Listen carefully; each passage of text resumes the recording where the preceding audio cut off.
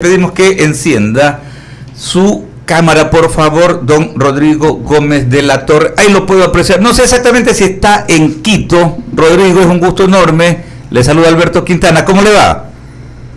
Alberto, muy buenos días a todos los radioescuchas. Técnicamente estoy en Quito, pero estoy en una parroquia rural de Quito, en Quintaj.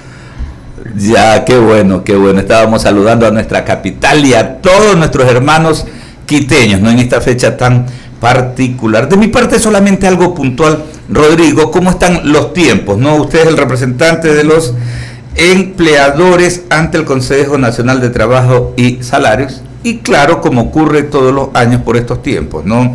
Se está pues revisando el tema salarial para el 2022. ¿Cómo están los tiempos? ¿Cómo están ajustando esta revisión? Bienvenido nuevamente. A ver, primeramente sí son 487 años de la fundación de Quito, pues una fecha importante para nosotros, y yo personalmente creo que las fechas cívicas deben ser respetadas y más allá de los feriados deben mantenerse en los días que corresponden, porque es nuestra historia, es nuestra realidad histórica y es nuestra memoria histórica. Con respecto al tema de salarios, bueno, una vez al año nos ponemos a discutir este tema, pero el caso del Consejo Nacional del Trabajo debería tratar otros temas a lo largo del año. Lo hicimos en el 19, lo hicimos en el 20, y en este momento, a pesar que debimos haber resuelto, o se debió haber resuelto algo, para el 30 de noviembre, se aplazó a través de una modificación al Acuerdo Ministerial 023 para que esto se extienda hasta el 22 de diciembre. Y es un momento complicado porque no acabamos de salir de la pandemia, acaba de entrar una reforma tributaria por el Ministerio de la Ley,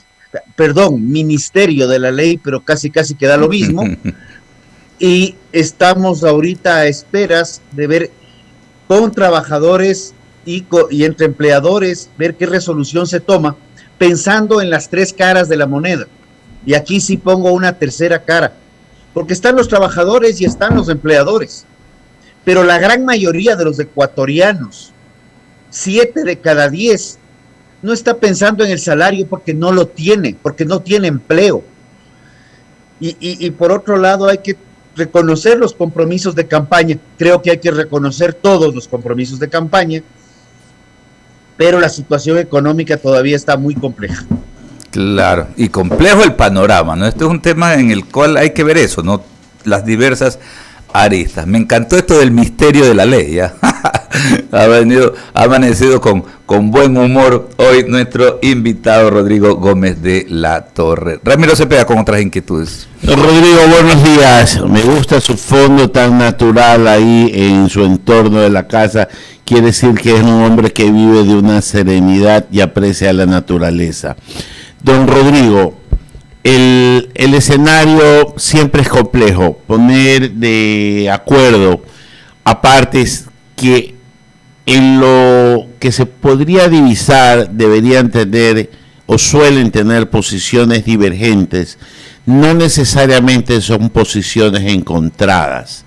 Y quiero entrar a este punto porque el interés del empleador no puede diferir del interés del Estado y del interés del trabajador, sino de una situación que provoca determinadas reacciones económicas y laborales en cada tiempo, en cada momento.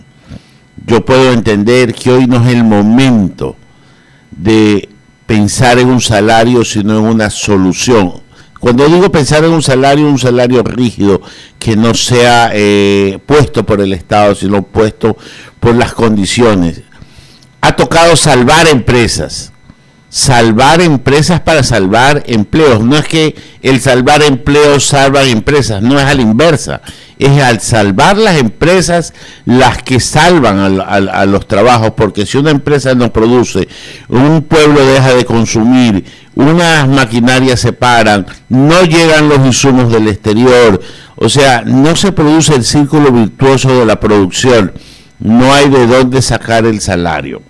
Por tanto, mi pregunta, ¿conversar es solo lo necesario, o en algún momento de la vida hay que sentarse a ver un esquema diferente de cómo manejar el tema de los salarios para que no lleguemos a fin de años y sea la varita mágica del Estado el que tenga que inclinar la balanza a uno o a otro punto de vista? Le voy a comentar así corto, pero en la resolución que se adoptó en el Consejo Nacional de Trabajo y Salarios, precisamente la última resolución del 2016, me parece que fue octubre, previo a la discusión del salario, que de hecho el 2016 se llegó a un acuerdo entre trabajadores y empleadores, y el 17 es el único año desde el 2014 en donde hay un incremento real de empleo pleno en el Ecuador. Pero en la última resolución que se adopta en el Consejo, precisamente, y sale de la viceministra de aquel entonces, y decía, ya es un momento en el cual debemos pensar que el salario debe estar vinculado a la productividad y no solamente a un tema de temporalidad, una mensualización. Porque lo que usted ha dicho es muy cierto. El salario no se paga de lo que se cosecha en los arbolitos y se siembra, como decía la leyenda de Pinocho. Más bien, el salario se paga de la producción y de la productividad. El Ecuador tiene muy baja productividad. Y obviamente hablo del sector privado de la economía, porque el sector público, claro, cuando tiene que pagar salarios, sube impuestos. Entonces somos nosotros los ciudadanos que terminamos pagando los salarios improductivos del Estado. Y yo creo que ahí sí hay que confiar en otra promesa de campaña que todavía no se acaba de concretar, que es la reducción real del tamaño del Estado. Porque esa también es un compromiso de campaña. Y yo creo que hay que apuntarle a eso, porque la economía todavía está sosteniéndose parcialmente del tamaño del Estado, pero jalando los recursos del ahorro, está jalando los recursos de posibles nuevas inversiones, y muchas veces está jalando ya ni siquiera el ahorro, sino lo poco o casi nada que le queda al ciudadano a través de nuevos impuestos. Y eso sí creo que es importante hablarlo claro y fuerte. Esta reforma tributaria nos ha dejado con más incertidumbre, y le hablo de tres sectores puntuales generadores de mano de obra, tres sectores que aún no levantan cabeza. Sector de la construcción, gran generador de mano de obra, y gran generador de mano de obra de base. Hay que ser prudentes con el salario. Una alza demasiado elevada puede generar problemas. Turismo, no acaba de levantar cabeza todavía. Y el tercer sector, que aunque se le ha dicho que es el sector ganador, arrancamos para el 2022 ya con 3 conflictos graves. Y sí, vivo del campo, soy productor de leche, vivo en este momento gracias a la pandemia, vivo en la finca y es lo mejor que me ha pasado. Pero nosotros tenemos una alza indiscriminada de insumos por efectos mundiales, no es un tema del Ecuador, que problemas internos son otros. Tenemos un problema gravísimo con un impuesto que nos acaban de poner al patrimonio a quienes tenemos tierra, más allá de los problemas de la sobrevaloración de tierras e impuestos prediales que nos ponen y nos imponen los municipios. Y además, el primer sector generador de mano de obra en el Ecuador, aunque sea formal e informal, es uno de los sectores más golpeados. Ni mencionar los temas de la conflictividad de los precios políticos como son leche, maíz, banano y arroz. Rodrigo, a mí me salta una pregunta, que más pregunta es una reflexión, que no cree que ya es el momento de sentarse a conversar un verdadero esquema de retribución salarial, amparado en lo siguiente: condensar los décimos, condensar comprimirlas en el salario, y también el tema de las utilidades, porque voy a referirme, o sea, el concepto de utilidad para el trabajador me parece totalmente injusto.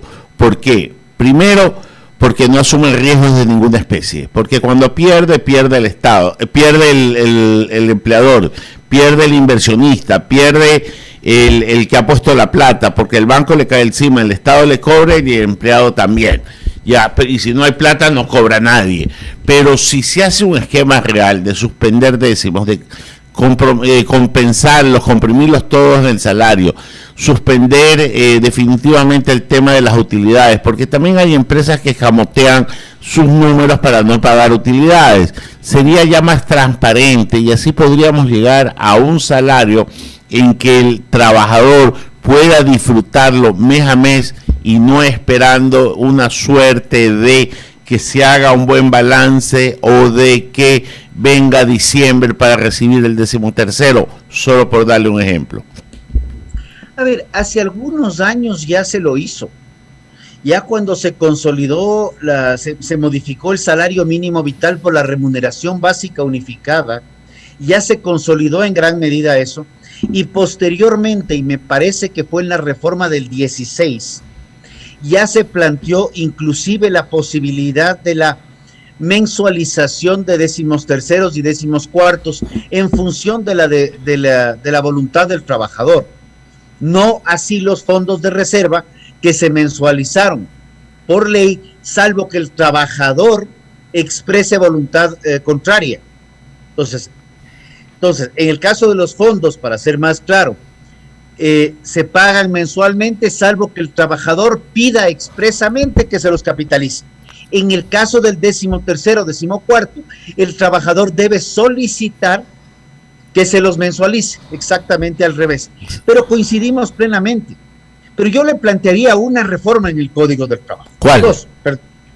La primera, que haya una flexibilidad de jornadas laborales. Porque así como se trabaja lunes, se trabaja sábado y se trabaja domingo, y hay que ver un dinamismo de la economía en donde se respeten las 40 horas laborales. Es un cambio que simplemente es más mental que del otro índole. Y cuando usted tiene gente que está, empresas que trabajan 24 horas, 7 días a la semana, que hay muchas en el Ecuador, por cierto, y están pagando horas extras, esta movilidad de jornadas puede, sí, reducir un poco el impacto de las horas extras que están pagando al 150 o al 200, con el 50 de recargo o el 100% de recargo, podrían migrar a espacios en que con mayor flexibilidad puedan contratar a más gente. Sí, va a haber un grupo de trabajadores que van a recibir un poquito menos, pero va a haber mucho más gente que reciba un salario. Políticamente incorrecto para los sindicatos, no puedo hacer nada. Segundo tema, rompamos la estabilidad laboral por decreto y comencemos a tener estabilidad laboral por productividad. Un empleador que tiene un buen trabajador, lo último que quiere es desvincularlo, porque es un buen trabajador. Pero si uno tiene un trabajador que no funciona, que no produce, y tiene que desvincularlo, porque realmente le cuesta más de lo que produce, el costo de desvinculación en el Ecuador es absolutamente absurdo. La ley del 2015, en la cual se estableció que a partir del día 90 ya se genera un contrato indefinido y además una estabilidad mínima por decreto de 3 años.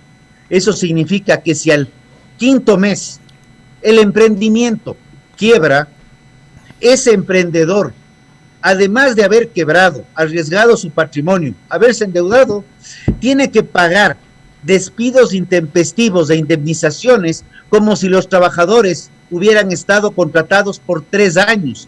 Esa es una de las grandes razones por la cual el Ecuador, un país de gran cantidad de emprendimientos, no generan mano de obra, no contratan, porque ningún emprendedor en su sano juicio lo va a hacer. Y estas son palabras que también se las he escuchado al mismo ministro actual del Trabajo. Sí, es correcto, el análisis termina siendo así. Antes de darle paso a Lucía Jaramillo, que continúa con la entrevista, tengo una curiosidad académica. ¿Usted es pariente de Augusto de la Torre? No. Augusto lo conozco, somos buenos amigos, pero Augusto es de la Torre y mi apellido es Gómez de la Torre, son dos apellidos distintos. Ah, perfecto, está bien, era curiosidad académica nomás.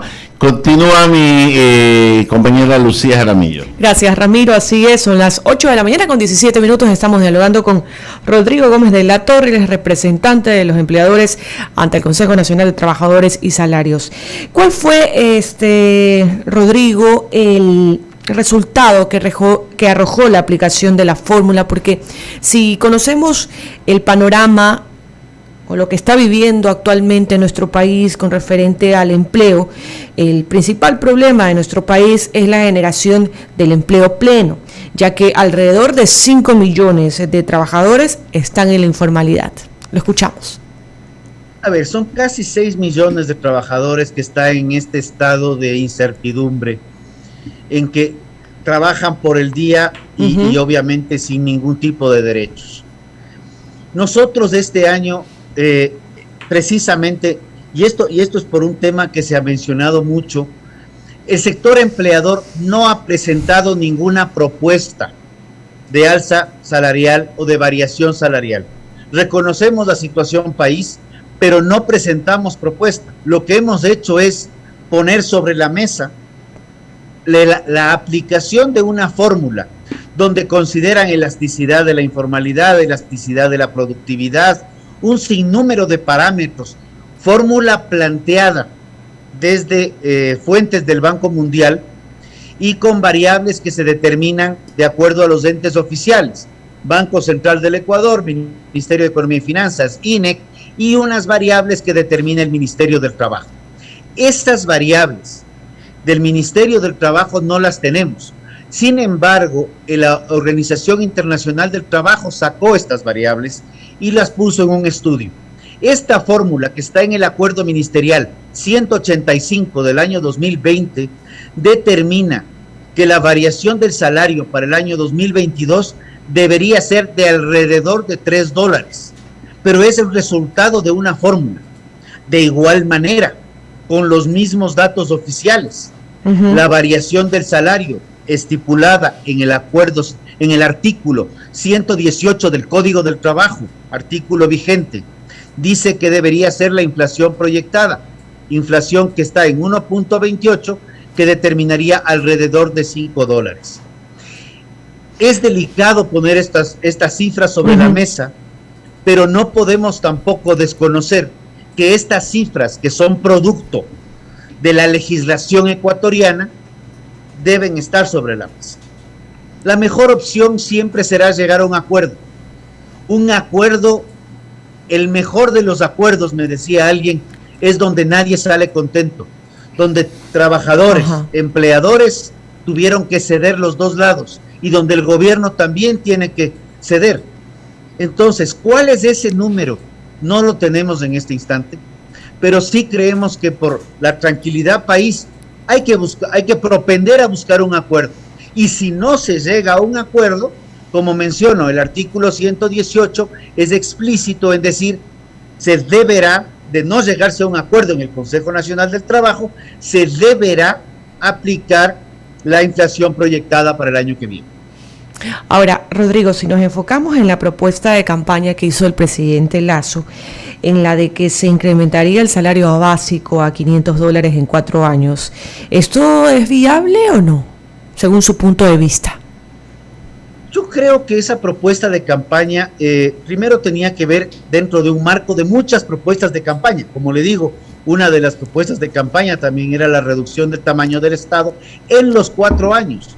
Y si bien estamos anhelantes de ver esa o ver la eliminación del impuesto a la salida de divisas, comprendemos que los temas son progresivos. De igual manera, así como está la progresividad en la eliminación del impuesto a la salida de divisas, debería estar la progresividad en los incrementos salariales, combinado, obviamente, con una reforma laboral, que precisamente lo que nos mencionaba Alberto. ¿Por qué no comenzamos a ver que el salario tenga que ver con otros factores y reconocer, y esto lo añado yo, y reconocer que el salario real, y perdón que me vaya un segundo a una calculadora que tengo aquí a la mano, de $400 por 1.41, que es el rango de modificación, el salario real que recibe un trabajador está bordeando los $564. Por el 13º, por el 14º, por los fondos de reserva, por otra serie de beneficios. Entonces, si hacemos una integración de salarios a la propuesta de Alberto, que me encanta, pues ya hemos cumplido el compromiso de campaña y más bien avancemos a destrabar los problemas para solucionar el principal problema, que no es salario. El principal problema es empleo. Y sobre el tema de empleo, ahí es que nadie quiere poner el dedo en la llaga. Rodrigo, finalmente algo, déjenme sacarlo de estas temáticas, ¿no? Porque aprovechando hoy 6 de diciembre, ¿cuáles son los pendientes que tiene Quito en estos momentos? No mucho, hoy algunas reseñas periodísticas pues destacan el tema de la necesidad de darle el impulso final a la obra del metro, mejorar las condiciones de seguridad, control del patrimonio arquitectónico que tiene nuestra capital, en fin, muchas cosas se señalan desde su punto de vista cuáles son las prioridades en las cuales debería de emprender el alcalde Guarderas en estos 16 meses, si no me equivoco, le quedan pues justamente de gestión frente a la alcaldía. A ver, el momento que el alcalde Guarderas asumió el poder, me tomé la libertad de ponerle un tuit en el cual le decía que por favor requerimos una depuración del municipio de Quito y que esa depuración probablemente debe pasar también por una suerte de exorcismo al municipio. Porque el municipio de Quito, más allá de quién sea el alcalde, se ha convertido en este elefante blanco intocable con alrededor de 22,000 funcionarios que están ahí y generando inconvenientes a la ciudad de Quito. ¿Por qué comienzo por ahí? Quito es la capital de la República, tiene una serie de temas que están estancados como zona especial de desarrollo, tiene el aeropuerto de carga más importante del Ecuador, tiene un gran aeropuerto de pasajeros, pero no acaba de consolidarse como un puerto de entrada y salida del país, por ejemplo. Tiene un polo de desarrollo al lado del aeropuerto que no se acaba de desarrollar. Entonces, este tipo de circunstancias hacen que Quito a la vez se convierta en una de las ciudades con mayores índices de desempleo del país. Entonces, si nosotros no corregimos los problemas estructurales de la administración de Quito, mal generamos confianza para los inversionistas que quieren aterrizar en Quito. Y esto lo aplico al Ecuador también. Tenemos también distorsiones a nivel de Estado central. Pero regresando a Quito, siguiente tema, generación de empleo y generar más producción en Quito. El tema del metro se ha convertido ya en una leyenda urbana. Es una obra de 2.300 millones de dólares que ya arranca, pero no termina de arrancar. Ahí va a ser un alivio al transporte público, al transporte privado, pero Quito está conformado por un sinnúmero de ciudades satélites, son cuasi ciudades satélite, donde están parroquias como Calderón, que justamente es una de las parroquias más pobladas de Latinoamérica, con más de 350,000 habitantes, y no está considerada como urbana. Está Cumbayá, Tumbaco, está todo lo que es la mitad del mundo, y toda la zona hacia el aeropuerto de Quito. Entonces, el momento que comencemos a ver a Quito ya como una integralidad de ciudades satélites, en donde probablemente se requieran también administraciones zonales ¿cómo es que llaman? Descentralizadas, se puede avanzar muchísimo más. El otro tema, obviamente, y este tampoco es un tema que es exclusivo de Quito, es el tema de inseguridad. A mí me retumban las palabras de un exministro de gobierno que en el mes de febrero del año pasado decía que los problemas de las cárceles se van a trasladar, y hacía referencia aquí, perdón que me meta en Guayaquil, pero hacía referencia a ciertos barrios de Guayaquil o ciertas áreas del sur de Guayaquil, en donde los temas de sicariato están completamente desbordados. Y me pregunto por qué a este señor, que fue tan preciso en cierta manera, en anunciar lo que se venía, no se lo ha llamado a dar una declaración o tenerlo más claro de qué estaba pensando o por qué lo decía. Pero como digo, y regresando a Quito, yo creo que lo primero que necesita hacer Quito es una depuración del municipio, de sus empresas públicas, y comenzar a dar un buen ejemplo hacia el país de ordenanzas muy propositivas. Una adecuada valoración de los catastros, un adecuado cobro de patentes municipales, porque cobros ilegales no han derivado en soluciones, más bien han derivado en malos ejemplos hacia otros cantones. Creo que Quito tiene mucho por hacer y creo que Quito debe recuperar mucho, y esto sí lo digo como quiteño y quiteño de generaciones. Quito necesita recuperar la identidad del quiteño, así como ese guayaquileño Madera de Guerrero, pues el quiteño tiene que recuperar ese chulla quiteño, tiene que recuperar esa identidad de capital, porque más allá de dónde vengan los alcaldes, en los cuales la gran mayoría en los últimos años han sido traídos y adoptados como quiteños, pues creo que nos está faltando algo de apropiación de la ciudad. Y esto lo digo con la frontalidad y transparencia que me caracteriza, aunque esto me derive en críticas del día de mañana. No puede andar por la vida pisando huevos, don Rodrigo, así que diga lo que tenga que decir sin ningún problema, que aquí se lo acepta porque es siempre buen talento y buen talante. Solo dos precisiones que quiero que me haga. Si usted quiere recuperar la identidad de Quito, resucitemos a don Evaristo, que era el chulla por antonomasia y que hacía de sus presentaciones toda aquella reencarnación de lo que usted está añorando. Y segundo, quiero que me especifique el nombre del ministro, porque si usted se refiere a la fecha que dijo el ministro de Gobierno, era doña María Paula, ¿me equivoco? No, me refería a un ex ministro de Gobierno que se pronunció en el mes de febrero. Ex ministro de febrero de este año. Serrano. Ah, ya. Estaba de asambleísta y anticipaba que los problemas de las cárceles están en los videos de febrero. Él dio unas declaraciones a mediados de febrero que eran realmente impactantes. Están en las redes. Hoy día nada queda a la memoria, todo está registrado. En Google. Quería despejar esa incógnita un poco para aclarar, y coincido en ese punto también al 100% con usted. Agradecerle, Rodrigo, muchísimas gracias por atendernos. Rodrigo Gómez de la Torre es el representante de los empleadores, ¿no?, ante el Consejo Nacional de Trabajo y Salarios de nuestro país también, y en esta fecha especial, cómo no, hablar de nuestra querida carita de Dios. Un fuerte abrazo para usted, buena semana. Fuerte abrazo a todos de igual manera. ¡Viva Quito! ¡Que viva!